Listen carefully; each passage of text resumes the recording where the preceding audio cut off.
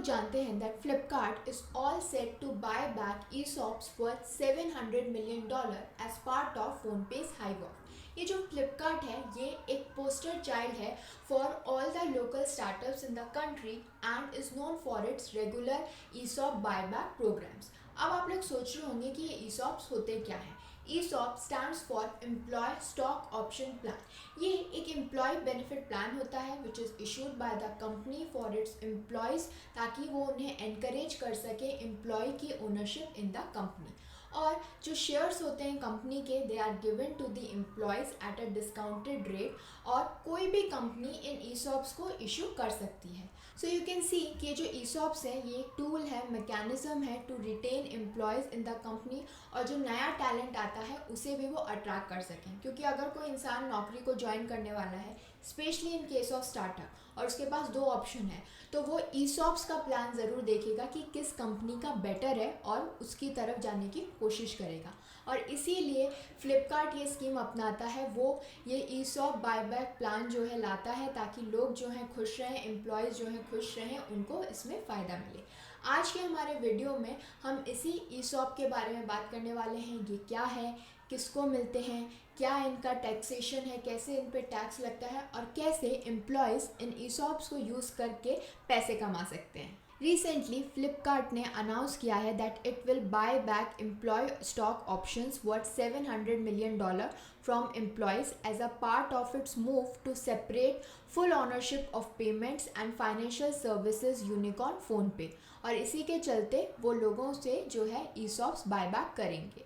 फ्लिपकार्ट के CEO कल्याण कृष्णमूर्ति ने ये सारी बात जो है इंटरनल मेल के अंदर अपने एम्प्लॉयज़ को बताई थी और ये कहा था that they are pleased to announce that employees who are holders of Flipkart ESOPs will receive a one time discretionary cash pay out as part of the transaction and this pay out represents the value of the PhonePe holding within those Flipkart options. और फ्लिपकार्ट का जो नया share price है it has been determined at $165.83 per option excluding the value of PhonePe. लेकिन जो पे out employees को मिलेगा इट विल बी एट $43.67 पर option.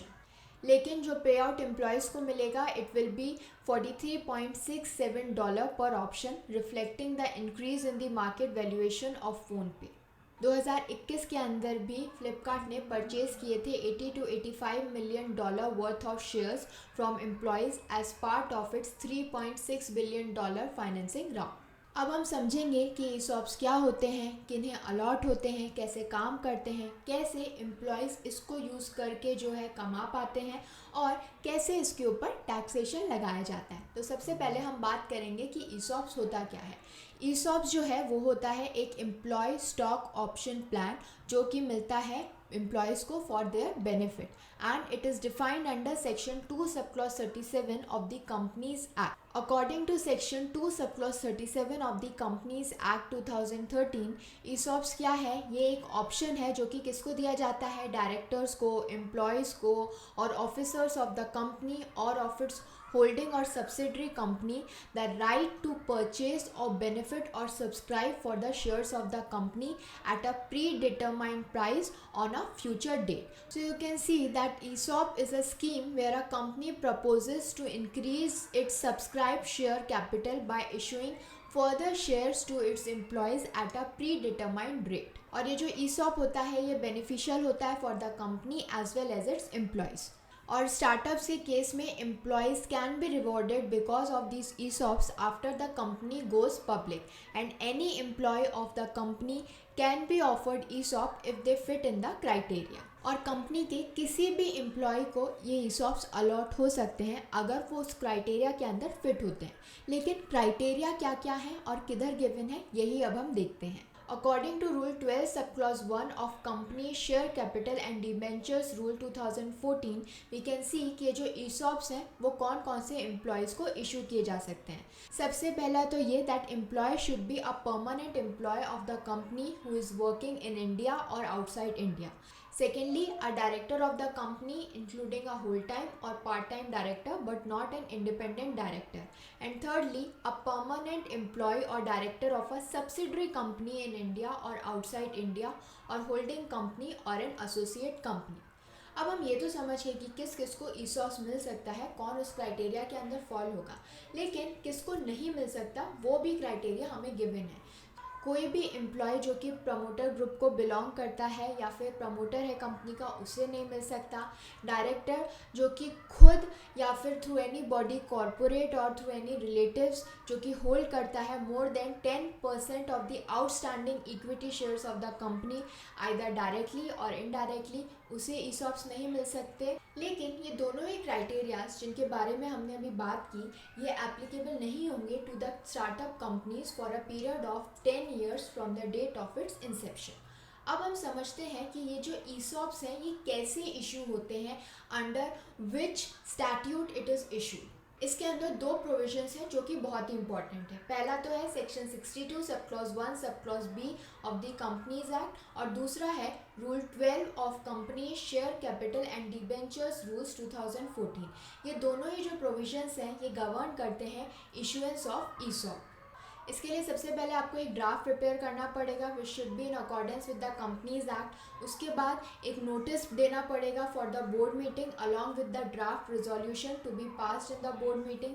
Then you will have to send the notice of the board meeting to all the directors and at least 7 days before it should be send, 7 days before the meeting it should be send.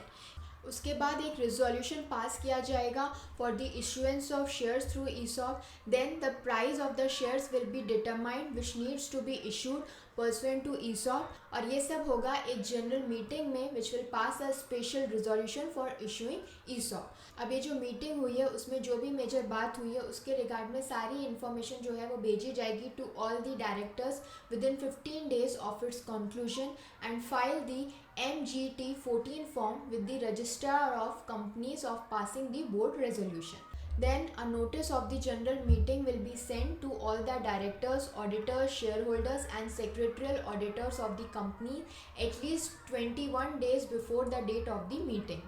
Then again a special resolution will be passed for the issuance of shares under the ESOP to the employees, directors and officers of the company in the general meeting. MGT 14 form will be filed with the registrar of companies within 30 days of passing the special resolution in the general meeting along with the documents. Then these options will be sent to the employees, directors and officers of the company for purchasing shares, और उसके बाद ये जो सारे options हैं वो भेजे जाएंगे employees को, डायरेक्टर्स को और ऑफिसर्स ऑफ द कंपनी ताकि वो परचेज कर सकें शेयर्स अंडर ESOP। इसके बाद एक register of employee stock option जो है वो मेंटेन किया जाएगा in form number SH6, and उसके अंदर जो पर्टिकुलर्स हैं ESOP के कौन से एम्प्लॉयज़ को दिया गया है, एम्प्लॉयज़, डायरेक्टर्स या ऑफिसर्स जिनको भी ये मिले हैं, उस रिगार्ड में सारी इन्फॉर्मेशन इस रजिस्टर के अंदर भरी जाएगी। ये तो अब हम समझ गए कि ESOPs इशू कैसे होते हैं, लेकिन इनका अलॉटमेंट कैसे होता है, और इस रिगार्ड में 3 इम्पॉर्टेंट टर्म्स हैं जिनके बारे में जानना बहुत ही ज़रूरी है और ये बहुत ही क्रूशियल है। जब भी आप किसी कंपनी को ज्वाइन करने वाले हैं और ESOP का ऑप्शन आपको मिलता है तो इन 3 चीज़ों पे खास ध्यान रखिएगा, क्योंकि यही बाद में डिटरमाइन करते हैं कि आप ESOPs का फ़ायदा उठा पाएंगे या नहीं। So there are 3 terms that are mainly focused on the time of issuance of shares through ESOPs to the employees. सबसे पहला तो है ग्रांट।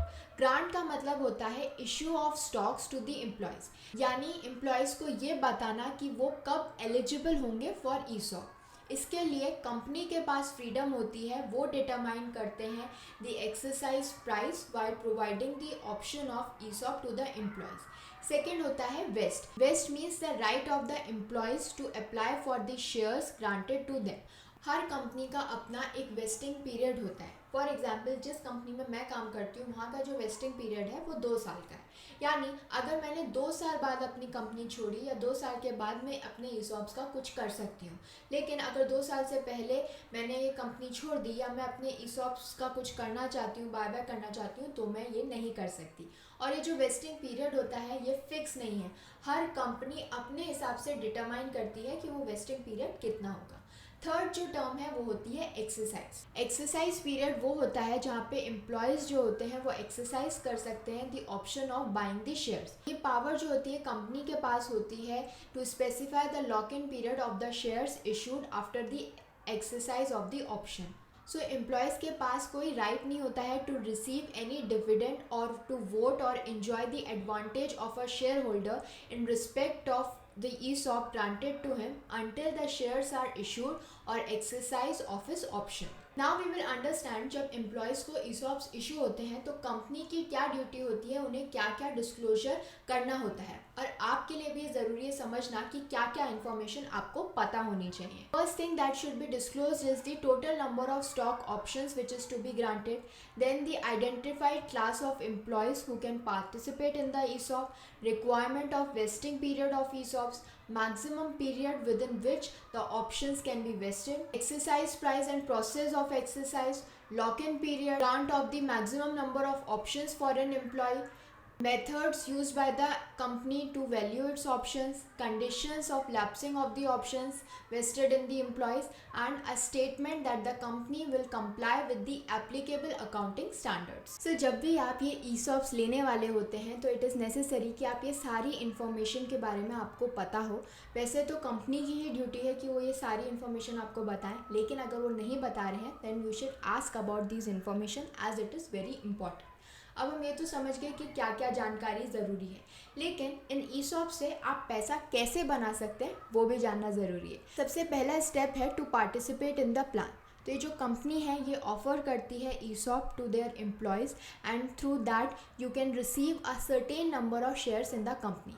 और ये जो शेयर्स हैं ये आपको एलोकेट होंगे ओवर द टाइम और you may receive them all at once. और जैसे जैसे ये जो वैल्यू होती है कंपनी की ये इंक्रीज़ होती है, वैसे वैसे ही आपकी शेयर्स की वैल्यू भी इंक्रीज़ होती है which allows you to sell them for a profit. Secondly, ये जो ESOP की जो स्कीम होती है ये एक बहुत ही बढ़िया तरीका है to diversify your investment portfolio, क्योंकि ये आपको अलाउ करेगी to own a piece of the company you work for, और साथ साथ ये आपको हेल्प करेगी to spread out your risk and potentially increase your overall returns. लेकिन अब आप सोच रहे होंगे कि क्या मुझे इस कंपनी में हमेशा रहना पड़ेगा ESOPs का फ़ायदा उठाने के लिए? नहीं, ऐसा ज़रूरी नहीं है। अगर आप कंपनी को छोड़ के भी जा रहे हैं, in that case you can sell your shares to another employee or back to the company. This can provide you with a financial windfall if the value of the company has increase significantly since you received your shares. ESOPs आपको help करते हैं in participating in the company decisions, so you can see that you will have a say in the decisions that affect the company including executive compensation and strategic planning, और भी जो भी important matters हैं उसके अंदर आपका से लिया जाएगा। इससे क्या होता है, आपको एक सेंस ऑफ ओनरशिप और कंट्रोल आएगा आपके वर्क एनवायरनमेंट का, and it will increase your job satisfaction. अब हम ये तो समझ गए कि ESOP से हम कैसे पैसा कमा सकते हैं, लेकिन ये जो कमाया हुआ पैसा है इस पे टैक्स भी लगेगा which is governed under the income tax act 1961। तो इस पे कैसे टैक्सेशन लगेगा उसी के बारे में हम समझते हैं। जब भी कोई एम्प्लॉय अपने शेयर्स को सेल करता है विच ही और she has acquired through ESOPs, तो उसको या तो कैपिटल गेन होता है या लॉस होता है अराइजिंग फ्रॉम द सेल, और उसी गेन या लॉस के ऊपर टैक्स लगता है। तो अगर जो शेयर्स हैं अगर आपने उसे 1 साल से कम के लिए हेल्ड किया है then it is treated as a short term capital gain, और उसके ऊपर जो टैक्स है वो काफ़ी एक नॉर्मल टैक्स रेट लगती है। लेकिन आपने वही शेयर्स अगर 1 साल से ज़्यादा के लिए हेल्ड किए हैं then it is treated as a long term capital gain and tax at a lower rate of 20% after indexation. अगर हम बात करें डिविडेंड्स की, तो जो डिविडेंड्स आप रिसीव करते हो on the shares which you have acquired through ESOPs वो टैक्सेबल होते हैं as income from other sources के अंदर। और ESOPs के लिए आपको कुछ डिडक्शंस भी मिल सकते हैं which you can claim up to ₹50,000 under section 80 CCD sub clause 2 of the income tax act for the contributions made towards the ESOPs। लेकिन एक चीज़ जो आपके लिए जानना बहुत ही ज़रूरी है वो ये है कि ये जो टैक्स ESOPs के ऊपर लगता है ये फिक्स नहीं है, ये वेरी करता है on the specific terms of the ESOPs plan and the individual circumstances of the employee. So it is advisable कि आप एक टैक्स प्रोफेशनल से इस रिगार्ड के अंदर एडवाइस लें ताकि वो आपको और डिटेल्ड इन्फॉर्मेशन बता सके। I hope this information was helpful to all of you. Please do like, share and subscribe to my channel. Thank you.